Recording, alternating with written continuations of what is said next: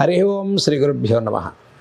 వాగర్ధావివ సంపృక్తౌ వాగర్ధ ప్రతిపత్తయే జగతః పితరౌ వందే పార్వతీ పరమేశ్వరౌ. ఓం శ్రీ లక్ష్మీ హయగ్రీవాయ నమః.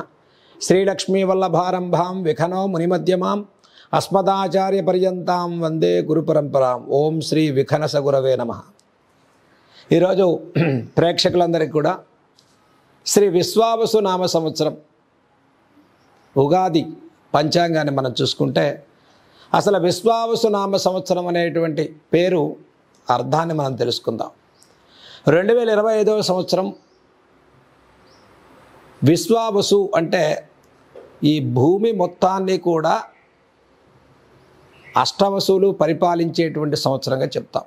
ఈ విశ్వం మొత్తాన్ని కూడా అష్టవసువులు అనేటువంటి దేవతలు పంచభూతాలను నిర్దేశించి ఈ పంచభూతాల సాక్షిగా బతుకుతున్నటువంటి ప్రజానికానికి ఈ భూమి మొత్తం కూడా తన భూభారాన్ని చక్కగా ప్రజలకు చక్కటి ప్రకృతిని అందించేటువంటి సంవత్సరంగా చెప్తాం. అందుకనే భూమికి సంబంధించి పంచభూతాలని అంటే నీరు, సముద్రాలు, నదుల్ని చక్కగా కాపాడుకోవటం, నదుల్ని చక్కగా శుభ్రంగా ఉంచుకోవటం, నదీ జలాల చేత మనం పూజించటం, అలాగనే పంచభూతాల్లో అగ్నిదేవుడు ఈరోజు ఎండాకాలం వస్తే విపరీతమైనటువంటి ఎండలు, అంటే ఒకప్పుడు ఎందుకండి ఇంత ఎండలు లేవు అంటే ఒకప్పుడు కూడా ఎండలు ఉండేవి, కానీ ఇప్పుడు డిగ్రీస్ దాటిపోయేటువంటి ఎండ, అంటే మానవుడు బయటకు వచ్చి 10 నిమిషాలు కూడా ఎండలో ఉండలేని పరిస్థితి, తట్టుకోలేనటువంటి ప్రకృతి ఎందుకు పెరుగుతోంది అంటే చెట్లను కాపాడలేకపోవటం, ప్రకృతిని మనం పోషించుకోలేని పరిస్థితిలోకి వచ్చాం. అందుకని విశ్వావసునామ సంవత్సరం ఏం చెప్తోంది అంటే ప్రకృతిని కాపాడుకోండి. ప్రకృతిని అంటే మీ ఇంటి చుట్టూ ఫస్ట్ చెట్లు ఉన్నాయా లేవా చూసుకోండి.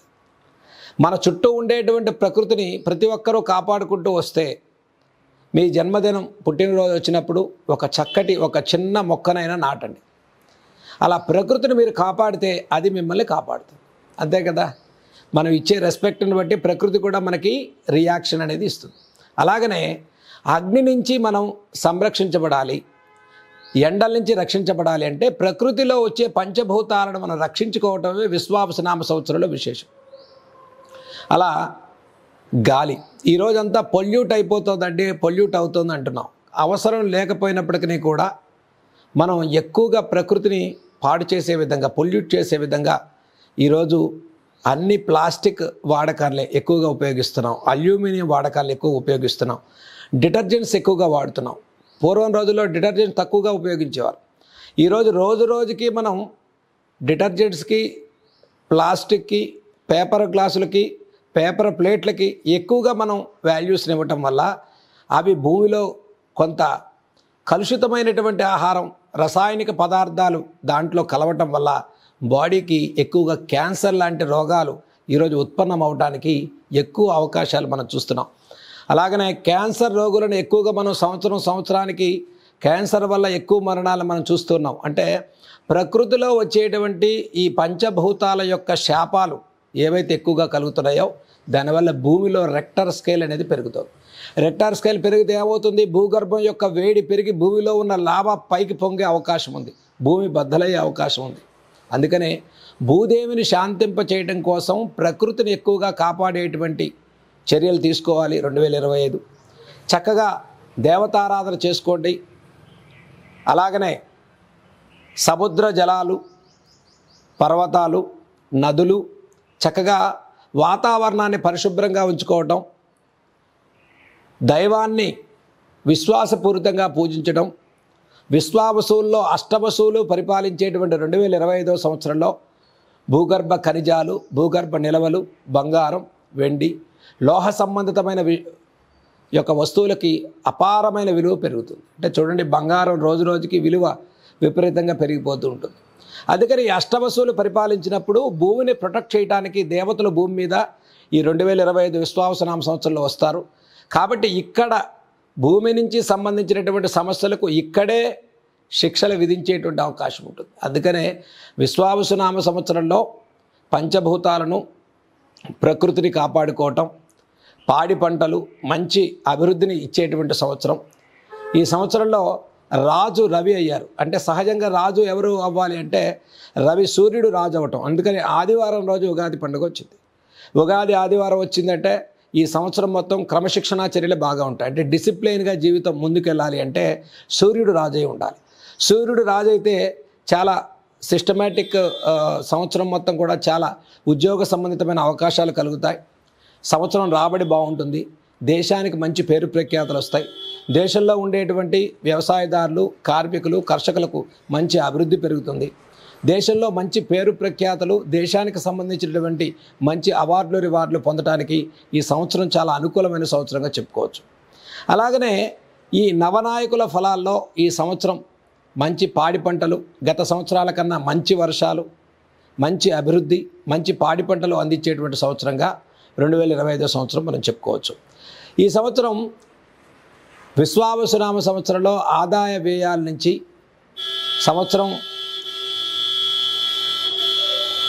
వర్షాలు అపారంగా ఉండటం, పాడి పంటలు సమృద్ధిగా కలగటం, 2 రకాల పంటలు రైతులకు యోగించటం, చక్కగా ఎరుపు రంగు విత్తనాలు కానీ, ఎరుపు రంగు పంటలు అంటే మనం చూసుకున్నట్టయితే మిర్చి కానీ, గోధుమ కానీ, వరి కానీ, ఇవన్నీ కూడా చాలా అభివృద్ధి పదంలో ఈ సంవత్సరం పండటానికి అవకాశం ఉంది. అలాగే అపరధాన్యాలు, మినువులు, నల్ల నువ్వులు, పెసలు, రాగులు, ఇలా ఈ ధాన్యాల పరంగా ఈ సంవత్సరం కూడా చాలా అనుకూలమైనటువంటి వాతావరణం కనిపిస్తుంది.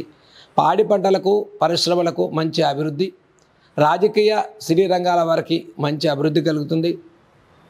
2025 సంవత్సరం గత సంవత్సరం కన్నా దేశమాన కాల పరిస్థితులను బట్టి కొంత ప్రతికూల పరిస్థితులు రావడానికి అవకాశం దేనికి ఉంది అంటే, మనం ఇందాక చెప్పినట్టుగా ఈ పంచభూతాల యొక్క శాపం వల్ల క్లైమేట్లో ఇన్ఫెక్షన్స్ లాంటివి రావటం, మరి క్రిమికీటకాలు శుభ్రత తక్కువగా ఉండటం, మరి ప్రతివారు ఆరోగ్యపరమైన విషయాల్లో శ్రద్ధ తక్కువగా తీసుకోవటం, దేశమాన కాల పరిస్థితుల్లో బట్టి వచ్చేటువంటి గ్రహనాయకుల యొక్క గోచార ఫలాల్లో ఈ సంవత్సరం కొంతవరకు గతంలో అనుభవించినంత తీవ్రత లేకపోయినప్పటికీ కొంత ఇన్ఫెక్షన్స్ కానీ, గాలికి సంబంధించినటువంటి, వాతావరణ సంబంధించినటువంటి సమస్యలు కానీ, కొద్దిపాటి జబ్బులు కానీ పెరిగేటువంటి అవకాశం గోచరిస్తుంది.